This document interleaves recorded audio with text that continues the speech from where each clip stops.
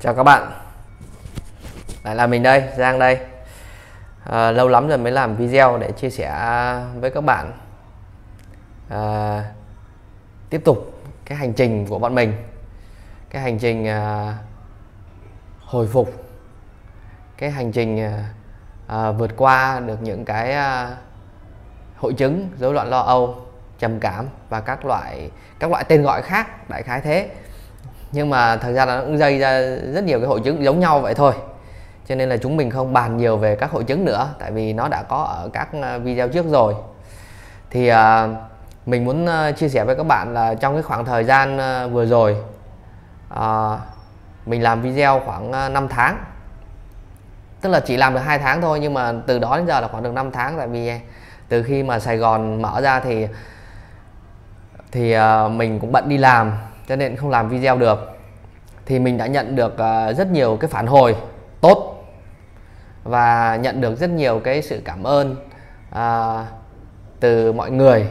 Thì mình cũng rất là vui vì mọi người đã thực hành các phương pháp CBT, Heavening, Ho'oponopono, EMDR thì đã đạt được kết quả rất là tốt. Thì có những bạn đã bị ám ảnh một cái gì đó thì đã vượt qua được và đã trở thành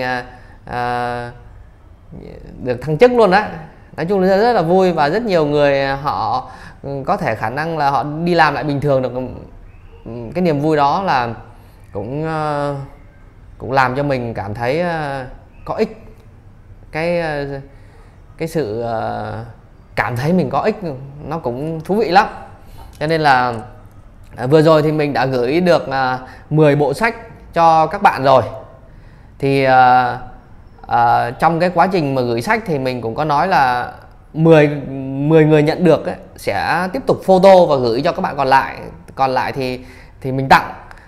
Mình tặng cho 10 bạn đầu tiên, thì bạn nào nhận được thì lại photo gửi cho các bạn tiếp theo. Nhưng mà nó vẫn còn một số bạn thì chưa kịp gửi, cho nên là đợt này mình lại gửi thêm 10 bộ nữa.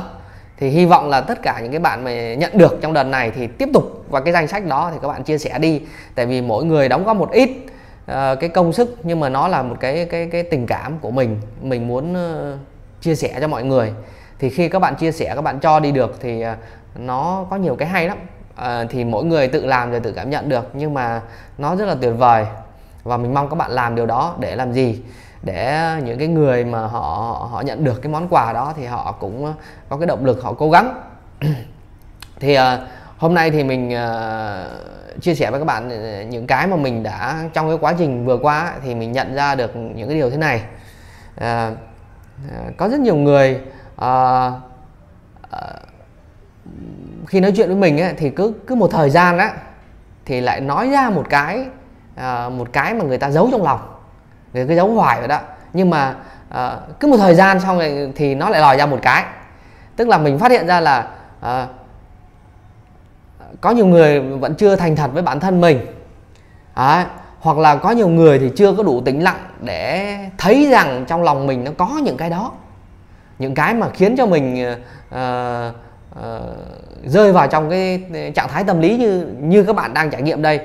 Thì mọi người mới hỏi mình là ủa tại sao mà mình không có lo lắng gì hết, mình không có căng thẳng gì hết mà nó vẫn bị như vậy. Nhưng mà lâu lâu ấy, rồi các bạn tĩnh lặng lại thì các bạn lại thấy ra được một cái là trước kia thì em bị cái này, trước kia thì em bị cái kia. Thì qua một thời gian thì rất là nhiều người như vậy, cho nên mình mới chia sẻ với các bạn là thế này. Đầu tiên ấy, là các bạn phải cố gắng thành thật với mình. Cái điều này là cực kỳ quan trọng. Hãy cứ cố gắng thành thật với mình. Những cái gì khó nói nhất, không kiếm được ai nói thì các bạn ghi ra giấy. Cứ ghi ra giấy những cái điều mà khó nói nhất, chất chứa nhất trong lòng của các bạn ấy, là các bạn phải ghi ra. Rồi thì dần dần thì các bạn nhìn nó. Thì khi mà các bạn nhìn nó thì nó sẽ có những cái cảm xúc như thế này. Có 3 loại cảm xúc mà các bạn phải chú ý. Tức là cái này người ta gọi là thông minh cảm xúc. Các bạn phải thông minh cái cảm xúc đó. Tức là phải làm sao để cho nó có những cái phản ứng đúng. Ví dụ như bây giờ một bạn nói với mình vậy là em ghét em quá, tại vì là em thấy em vô ích, em vô tích sự này kia. Cái phản ứng đó cũng không đúng. Mà bây giờ cái một người á thì lại có những cái là thần thánh mình quá là cũng không đúng. Đấy. Hay là một người thì khi mà có một cái sự việc tới á, thì lại quá là tiêu cực về nó cũng không đúng, mà quá tích cực về nó cũng không đúng. Cái phản ứng của mình ấy đưa ra là nó thế này. Ví dụ như bây giờ các bạn mệt ha, các bạn mệt thì ví dụ như các bạn gồng lên, các bạn lại cố gắng lên thì cái đó chưa chắc là đúng. Nhưng các bạn lúc này các bạn cũng than là ôi tôi mệt quá thì cũng không đúng. Tức là cái đúng ở đây là thế này này, các bạn có quyền chia sẻ những cái mệt mỏi, những cái than thở đó với một người khác, nhưng mà các bạn phải có một cái gọi là quản lý cái cảm xúc của mình. Tức là nhận ra, tức là bạn nhận diện đã. Các bạn phải nhận diện ra là trong người mình nó đang có cái cảm xúc này, và mình cần có cái nhu cầu mình nói ra cho một ai đó để chia sẻ vơi đi. Chứ không phải là nó vừa mới xuất hiện một cái là các bạn cảm thấy chán quá và nó tọt ra ngoài, vậy là không đúng. Hoặc là nó chán quá và tự dưng nó kéo mình xuống là không đúng. Ví dụ như bây giờ một cái sự việc, ví dụ mình đang mệt quá thì mình sẽ mình nhận diện được là mình đang mệt vì cái chuyện này, vì cái chuyện kia. Thì ví dụ như bây giờ là với ai đó thì bạn nói là mình rất là không vui vì là có những cái hành động như thế này, bạn có những cái hành động như này, nhưng mà mình mong làm sao mà bạn giúp đỡ mình để cho mình khỏe lên hay mình tốt lên bằng những cái cách hành động nó khác đi. Đấy. Thì đó là một cái cách mà các bạn thể hiện cái cảm xúc của mình ấy, nó chính xác nhất. Đó. Thì khi mà các bạn nhận diện như vậy ấy, thì trong cái não của các bạn ấy nó hình thành một cái sự nhận diện. Tức là nó không phản ứng một cách gọi là tự động nữa. Nó phải có một cái quá trình nhận diện nha. Các bạn phải nhớ lấy mấu chốt của cái quá trình mà để mà mình hiểu được mình ấy, là mình phải có một cái quá trình nhận diện. Nhận diện đã rồi dừng lại đó. Đừng có phán xét gì hết, đừng có suy nghĩ gì hết. Đến cái lúc bạn nhận diện ra rồi ấy, thì bạn mới xem là bạn cho phép mình, tức là lúc đó mình có nhu cầu mình tâm sự, cứ tâm sự. Mình không phải là cái than vãn quá, cứ tâm sự. Mình có thể được nói ra những cái điều mình khó khăn trong lòng với những người mà bạn tin tưởng. Đấy. Cho nên là đừng có tiêu cực quá về cái gì, mình phải trung dung nhưng mà phải có cái sự nhận diện đó ha. Thì cái đó là cái các bạn nên áp dụng. Cũng đừng có cố gồng lên làm gì, không cần gồng. Mình không cần gồng lên quá làm gì, nó sẽ làm cho các bạn mệt. Vì khi mà gồng lên mà nó không vượt qua được là các bạn thất vọng lắm ha. Đừng làm cho mình thất vọng, đừng đẩy mình vào trong cái bước đường cùng ha. Không cần thiết, cái đó là không cần thiết. Tiếp theo nữa thì mình nhận ra được á, thì bây giờ các bạn xem này, trong cái cuộc sống của mình ấy, thì cái nỗi lo lắng nó sẽ xuất hiện trước cái sự sợ hãi ha. Lo lắng xong rồi đó mới sợ hãi. Tại vì cái lo lắng mà nó không đạt được á, cái lo lắng mà nó không hình thành được cái như ý muốn của mình ấy, thì bắt đầu nó sinh ra cái sợ hãi. Đấy. Cho nên là các bạn phải đi trước một bước, phải cố gắng đi trước một bước nha. Tức là các bạn sẽ phải tự suy luận ra để đi trước một bước cái sự lo lắng của mình. Mình nói ví dụ ha, ví dụ như các bạn thiếu tiền một ai đó, thì ví dụ như là tới cái ngày, ví dụ như ngày mai các bạn phải trả tiền cho người ta đi thì ngày mai các bạn không có tiền, các bạn sợ lắm, lo lắng. Bây giờ nghe tiếng chuông điện thoại người ta reo lên là mình cũng sợ rồi, không dám bắt cái điện thoại đó mà sợ lắm. Thì bạn thấy không, cái lo lắng nó hình thành trước cái sợ. Thì bây giờ bạn đi trước một bước là làm sao?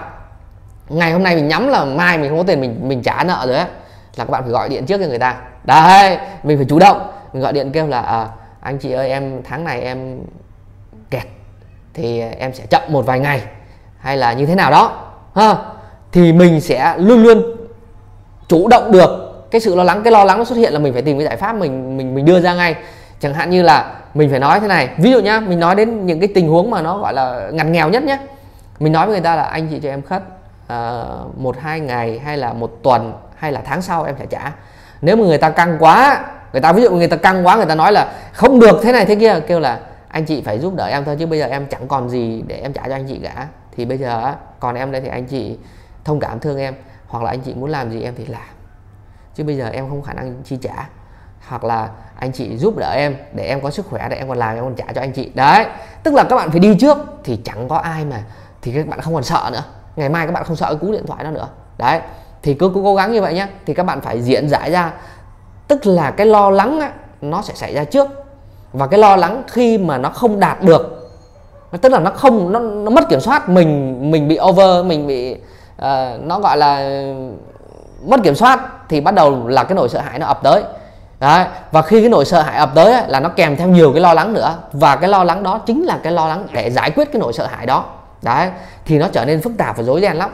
Cho nên là các bạn cố gắng là suy luận theo kiểu đó. Ví dụ như là bây giờ nhé, một cái triệu chứng cơ thể nó tấn công mình ví dụ bây giờ tự dưng có một cái cơn hoảng sợ nó tới thì mình biết trước là nó thường nó sẽ nhấp nháy trong mình biết. Thì lúc đó thì khi mà những cái người mà bị lần đầu thì rất khó kiểm soát, tại vì lần đầu là cái hoàn toàn mới. Nhưng mà những người đã bị rồi thì nó sẽ biết. Thì ví dụ các bạn chỉ phải nhận diện này, cơn nó sắp tới rồi bây giờ nó sẽ tới là nó sẽ có cái gì, tim đập nhanh, đúng không? Tim đập nhanh thì bây giờ các bạn đừng có chống nó, đừng có chống đối với nó, kệ nó làm như này, kệ nó bằng cái sự hiểu biết của mình nha, chứ không phải là kệ nó là bỏ mặc nha. Tại vì thế này các bạn phải suy luận như này, phải CBT nó rất là quan trọng, cho nên các bạn phải học cái CBT ấy. Thì các bạn thấy là các bạn bị rất là nhiều lần rồi, đúng không? Và cái xác suất nguy hiểm là không có, tại vì các bạn vẫn ngồi đây, vẫn không sao cả. Và các bạn có thể lên cái diễn đàn ấy, là có hàng ngàn người bị như thế và họ vẫn ở đó, tức là nó không hề gây nguy hiểm. Nó không có tí nguy hiểm nào, tại hàng ngàn người đều bị như thế và mọi người vẫn ổn cho tới giờ, tức là nó không có. Thì mình phải suy luận ra những cái cách suy luận bằng CBT như vậy thì các bạn sẽ cảm thấy là yên tâm hơn. Và suy luận trước đi suy luận trước đi để làm gì? Để nó hình thành một cái lối diễn dịch rất nhanh trong não của mình, chứ không phải là ví dụ như bây giờ nha, một người họ bị cái đó mà họ diễn dịch cho cả ngàn người bị không sao cả. Thì các bạn để ý, rất là nhiều người khi mà bị cái cơn lên mà được nói chuyện với ai mà cái người mà hiểu cái người mà hiểu là tự nhiên nó hết thì các bạn mới thấy là cái đó là cái minh chứng lớn để các bạn thấy là cái tâm lý nó cực kỳ quan trọng nha. Nó sẽ chi phối toàn bộ những cái phía sau. Hoặc là có nhiều bạn đi cấp cứu chạy đến bệnh viện một cái tự nhiên nó hết. Thật ra là không phải là cái cơn nó ngắt vì một cái lý do gì, mà vì các bạn yên tâm thôi. Khi các bạn yên tâm là nó hết đó.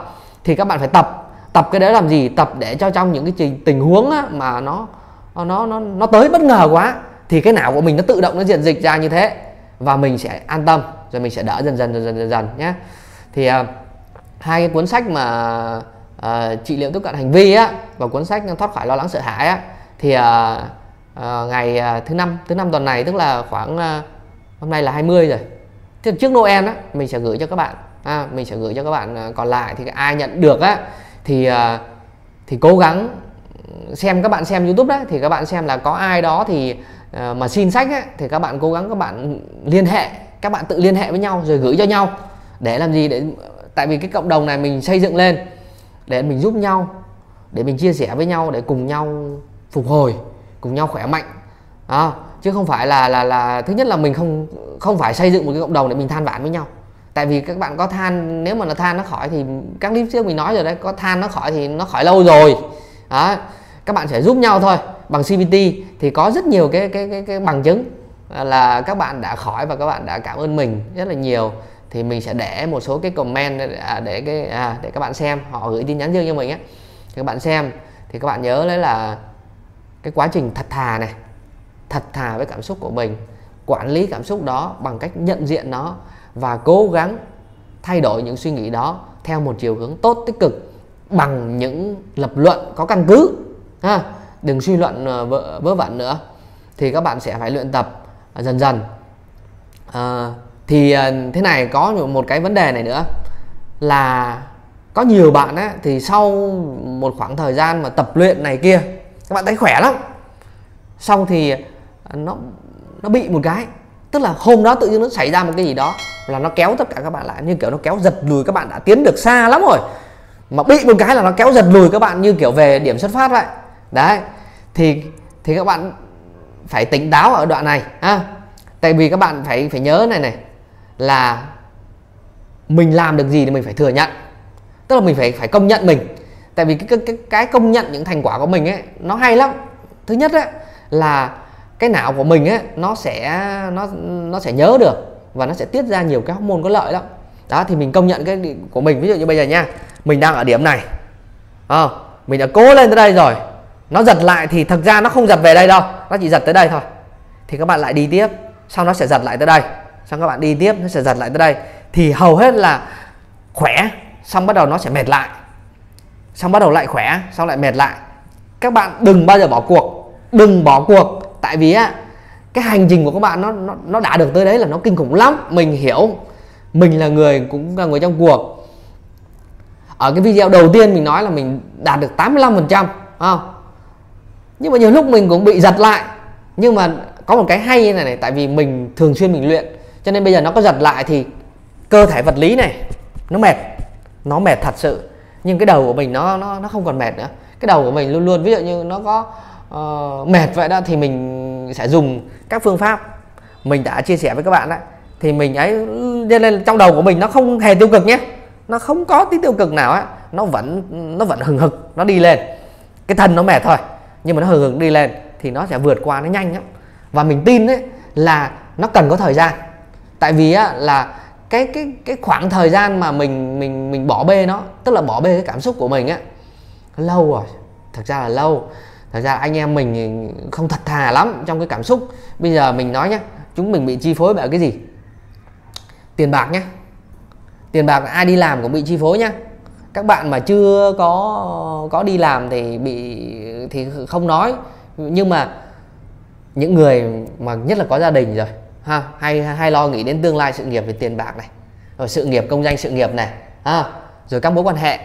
Đó, chỉ có 3 cái đó thôi. Tiền bạc, công danh sự nghiệp, các mối quan hệ. Ở tiền bạc thì nó kèm theo là danh lợi, bắt đầu nó lo.